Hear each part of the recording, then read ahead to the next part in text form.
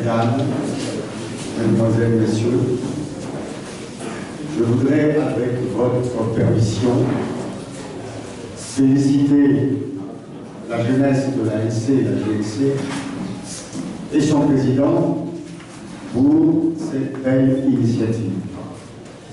Et je voudrais également vous féliciter tous d'avoir répondu, si nombreux, à cette invitation. Nous allons passer une journée très importante dans la vie de notre pays, c'est-à-dire la rencontre avec la jeunesse de notre pays.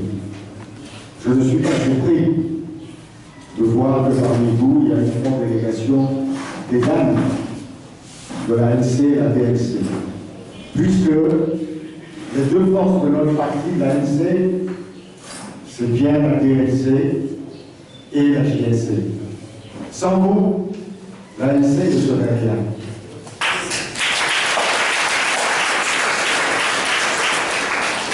C'est par votre dynamisme et votre sens de la mobilisation que l'ANC, qui a été créée il y a bientôt 6 ans, a atteint le niveau fixé dans le paysage politique togolais. Nous savons tous tout le travail que vous menez au jour le jour sur le terrain. Le président national Jean-Pierre Fabre le dit souvent que vous êtes les piliers de notre parti.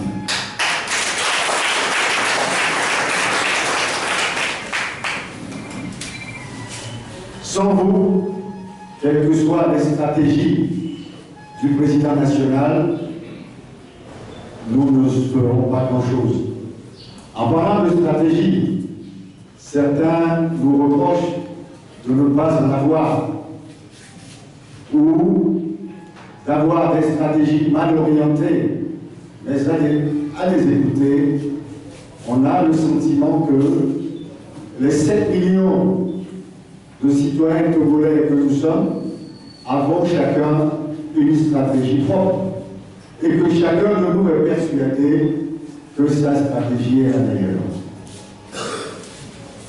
Je voudrais vous dire, mesdames, messieurs, que vous êtes l'une des stratégies de M. Jean-Pierre Fabre, président national de l'ANC, l'une des stratégies de notre parti, l'ANC. C'est pour cela que la réunion de ce matin est très importante, puisque nous allons vous demander de vous mobiliser davantage, de travailler davantage autour du président national pour que le but que nous nous sommes fixés ensemble, je veux dire l'alternance politique dans notre pays, soit rapidement une réalité. Vous, la jeunesse, c'est pour vous que l'ANC se bat. Si vous êtes là aujourd'hui, c'est parce que vous vous retrouvez dans les idées de l'ANC et que vous vous retrouvez dans l'objectif que l'ANC s'est toujours fixé. C'est pour vous que nous nous battons, pour que demain soit meilleur pour chacun de vous. Pour que demain, vos enfants puissent aller à l'école et être diplômés et travailler pour le développement de ce pays.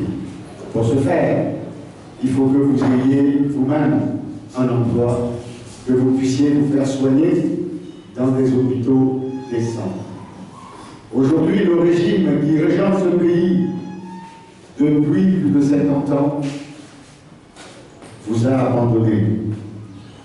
Les infrastructures scolaires sont quasiment inexistantes, voire délabrées.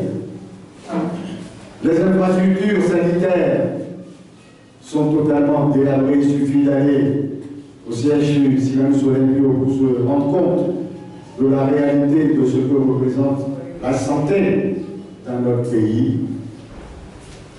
Et les emplois n'existent pas. Nombreux sont parmi vous ceux qui sont diplômés et qui sont toujours à la recherche d'un emploi. Tout dernièrement encore, au BEPC. Ils ont été obligés de descendre la moyenne jusqu'à 8 pour n'avoir que 40 et quelques % d'admis. La même chose au bac. Que fait ce régime pour notre jeunesse? C'est une question importante que nous devons nous poser tous les jours. Les endettements totalement désorganisés, irresponsables, sont faits en votre nom. Aujourd'hui, le Togo est un pays surendetté. Les remboursements demain seront à votre charge et à la charge de vos enfants. Voilà ce que le régime RPT unir vous prépare pour demain. Cela veut dire que ces endettements qui ont servi à leur enrichissement propre, ce que Foyer Cité appelle la minorité dont il est parti,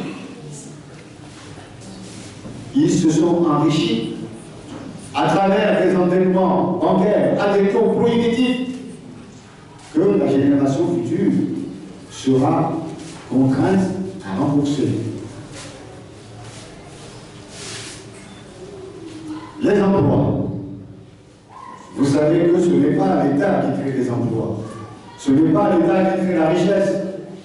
Ce sont les entreprises qui créent la richesse et ce sont les entreprises qui créent les emplois.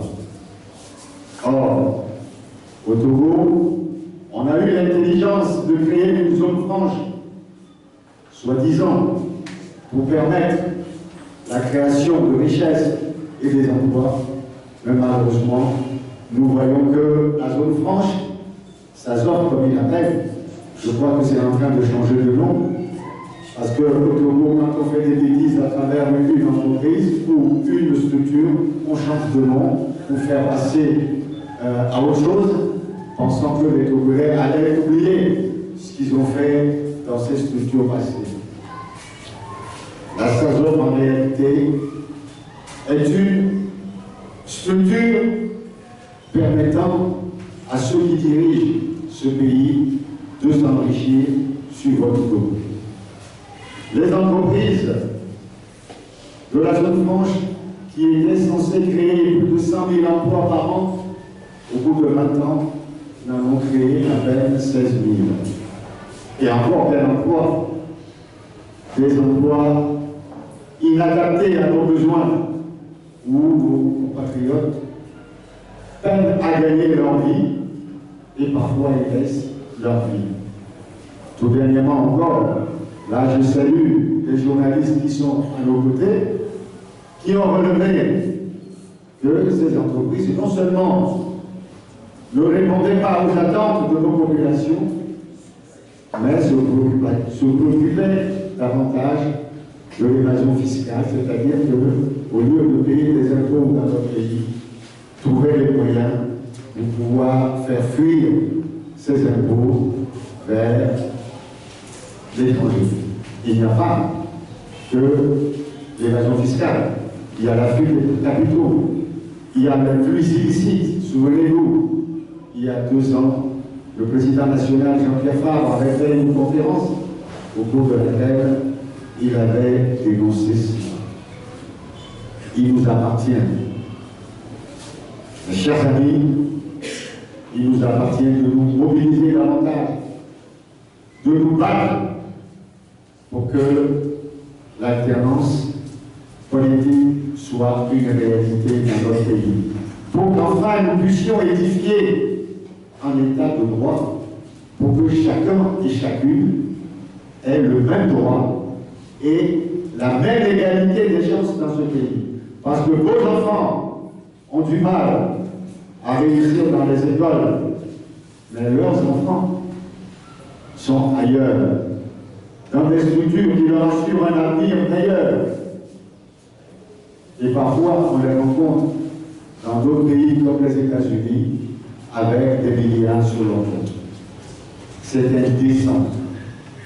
Et aujourd'hui, osons le dire ensemble qu'il faut que Foyer Cité s'en aille. Je pense que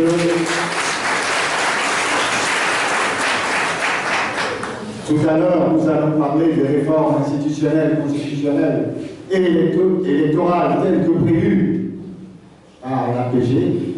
Mais à mon avis, je reste persuadé que les réformes sont dépassées. Nous avons fait des efforts, nous avons attendu. Aujourd'hui, il n'y a plus de négociations possibles. Soit M.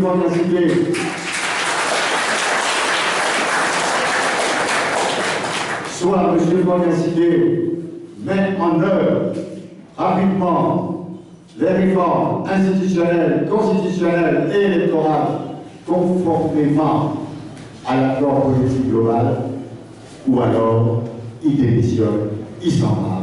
Je vous remercie.